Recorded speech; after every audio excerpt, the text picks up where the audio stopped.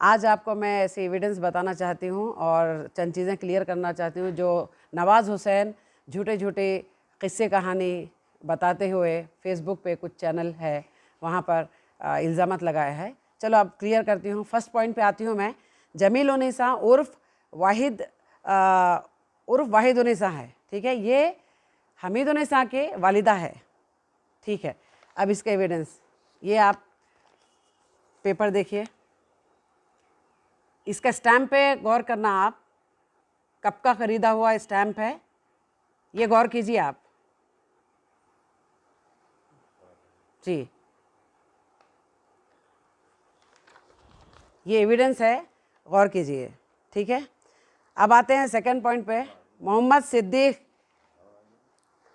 और जो 85 ईयर्स में इंतकाल हुआ है वो भी हमीदा बेगम के बड़े भाई है, ठीक है। और वो माशाल्लाह जब तक बाहयात थे, कमाते थे और कोई अपाहिज नहीं थे, माजूर नहीं थे। जो नवाज़ और उसकी वालिदा दोनों इंसल्ट कर रहे हैं अंकल की कि इनको रोटी खिलाते थे हम लोग, पानी खाना जो भी इंतज़ाम करते थे। तो ताज्जुब है मुझे कि एक रोटी खिलाने के बाद मतलब एक प्रॉपर्टी पे नज़र रखते हैं। ये बहुत अफसोस की बात है। गुजारिश है कि इतनी लालच में मत आइए कि किसी को रोटी खिला के उसकी प्रॉपर्टी हड़पने के लिए। चलिए, ये पॉइंट भी क्लियर हो गया कि वो हट्टे कट्टे थे और माशाल्लाह कमाते थे, कोई बीमारी कुछ में नहीं थी। और रही बात वीडियो में, आप गौर कीजिए, नवाज़ जो वीडियो बता रहा है उस वीडियो में जो नवाज़ फोर्स करके बोल रहा है अंकल, वो रिपीट कर रहे हैं। अंकल क्या बोल रहे हैं कि हाँ और बोलो क्या बोलना है, ऐसे। तो देखिए आप, वीडियो से साबित नहीं होता है। अब आपको ऐसे एविडेंस बता रही हूँ मैं कि उस घर के जो एड्रेसेस है, देखिए आप जी, ये राशन कार्ड है, इसका एड्रेस क्या है वो देखिए आप जी, ये राशन कार्ड है, ओके। ये एड्रेस,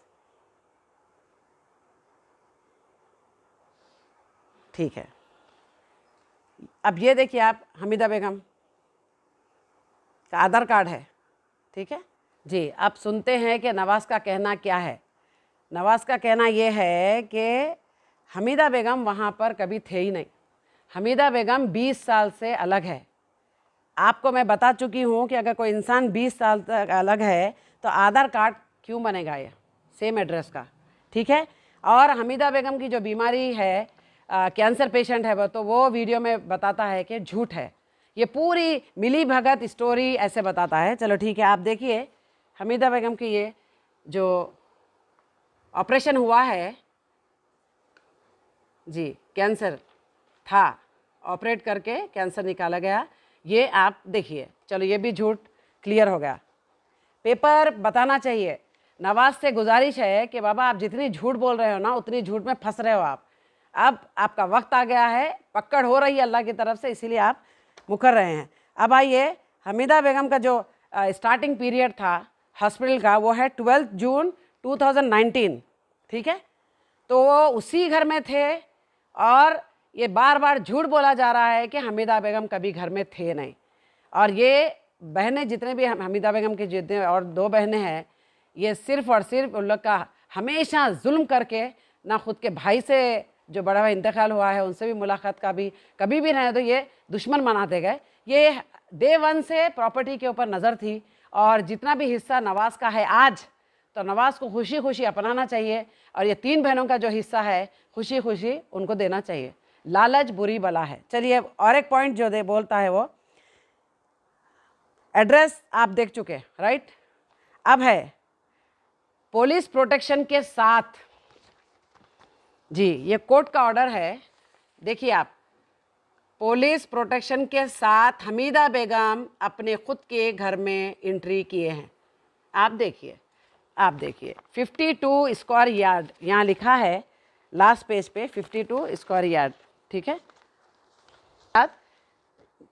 जाकर वो जगह मिली। हाँ, अब देखिए आप ये देख रहे हो कि पुलिस प्रोटेक्शन कोर्ट से मिला है, ठीक है। अल्हम्दुलिल्लाह हमीदा बेगम को तो ये लेकर पुलिस वाले खुद साथ आए थे। उससे पहले नवाज़ को फ़ोन किया गया कि जगह जो भी वो सामान ज़बरदस्ती रखा है वहाँ पर वो हटाओ, और हमीदा बेगम आ रहे हैं पुलिस के साथ। लेकिन नवाज़ भाग गया, 2 घंटे था नहीं, पुलिस वाले फ़ोन करने के बाद भी आया नहीं, और पुलिस वालों की मौजूदगी में जी वो खुद वहाँ पर जगह हमीदा बेगम की जो थी वो दिलाए। अब आप देखिए लास्ट पेज पे, ये गौर कीजिए आप, 52 स्क्वायर यार्ड यहाँ लिखा है। ये कोर्ट का पेपर बता रही हूँ मैं, जिसको नवाज़ मानता नहीं है, इस पे लिखा है 52 स्क्वायर यार्ड हमीदा बेगम के सुपुर्द करने के लिए। ठीक है, हो गया। अब नवाज़ का कहना यह है कि मैं कोर्ट की बातें नहीं मानता, कोर्ट एक तरफा फैसला कर चुकी है, और नवाज़ की गलती थी, वो बताता है कि मैं पेशी के वक्त गया नहीं, नवाज़ की गलती थी, वो बताता है। नवाज़ हर दिन पीएस में, आपको फ़ोटोज़ में बता रही हूँ, स्क्रीन पे देखिए आप, नवाज़ पीएस में और पुलिस वालों के साथ और वकीलों के साथ उसकी ज़िंदगी गुजर रही है सिर्फ और सिर्फ लालच की वजह से। तो वो कोर्ट क्यों नहीं गया? ठीक है, कोर्ट में ये एविडेंस बता नहीं सकता था, इसीलिए पेशी में गया नहीं। चलिए आइए, ये पॉइंट भी क्लियर हो गया। और एक पॉइंट मैं बता रही हूँ, हमीदा बेगम का जो डोर का एंट्रेंस है, आप वीडियो देख सकते हैं कि नवाज़ हुसैन को हमीदा बेगम का जो मेन डोर है वहाँ पर आने की ज़रूरत क्या है, जबकि उसका एंट्रेंस आप देखो दूसरा है, ब्लू दरवाज़ा जो है ना वो है, और ये जो मेन डोर का है वो हमीदा बेगम का है। हमीदा बेगम के पास एंट्रेंस में आके ट्रेस पास उसने किया है, लेकिन पुलिस एक्शन नहीं ली। ये 13 तारीख के दिन हम सारे लेडीज़ को 11:30 तक बिठाए 5 बजे से, और बंजारा हिल 3 नंबर पुलिस स्टेशन में बिठाए, और वहाँ का जो बलराज है एसआई और एसएचओ सर्कल नरेंद्र, ये बदतमीज़ी से बात करके डराया गया। 11:30 तक लेडीज़ को बिठाया, ट्रेसपास का लगाए, और तोड़ना फोड़ना ये सारी चीज़ें, एक भी एविडेंस नहीं है। आज नवाज़, जबकि दरवाजे में आप वीडियो देख रहे हो कि वो घुस रहा है, गाली, हम म्यूट करे हैं वीडियो, लेकिन उसमें बहुत गंदी गंदी गाली दे रहा है वो लेडीज़ को। तो ये क्यों छोड़ रहे हैं पुलिस वाले, बताइए आप? और बाज़ाब्ता वो लेडी बटन खोल के आ रही है, ये भी गलत बात है, बहुत गलत बात है। आप मार्केट में मालूम कर सकते हैं, उसकी बीवी बोलती है कि अर्शिया बेगम एक बिकाऊ औरत है, तो मैं बता औरत है, अपनी ज़िंदगी पूरी आवाम की खिदमत में लगाई है, इसके ऊपर इल्ज़ाम लगाते हो क्यों? उसकी बीवी का वीडियोस हमें बताऊंगी, आप स्क्रीन पे देख सकते हो। आवारा और बात करने का लहजा आप खुद देखिए। चलो ये भी क्लियर हो गया है। अर्शिया बेगम के ऊपर जब वो अटैक किया, हाथ से धक्का मारकर जो शर्ट फाड़ा है, वो आप वीडियो देखिए कि वो झांक रहा था अंदर, और क्यों आया मेरा सवाल है, जबकि ये बता रहा था कि लकड़ी से कुछ भी जो दरवाज़ा तोड़े हैं, तो फिर नवाज़ जो है वो मेन डोर पे क्यों झांक रहा है और क्यों गाली गलौज कर रहा है? ठीक है, ये पॉइंट भी आपको मैं क्लियर कर दी। अब है मोहम्मद सिद्दीक, जो आप देखें ना, वो उनका तो सेम एड्रेस है। जमीलुन्निसा बेगम इंतकाल का आप डेट ऑफ क्या इंतकाल की डेट है 13/10/1990। ठीक है जी, ये भी देखिए आप।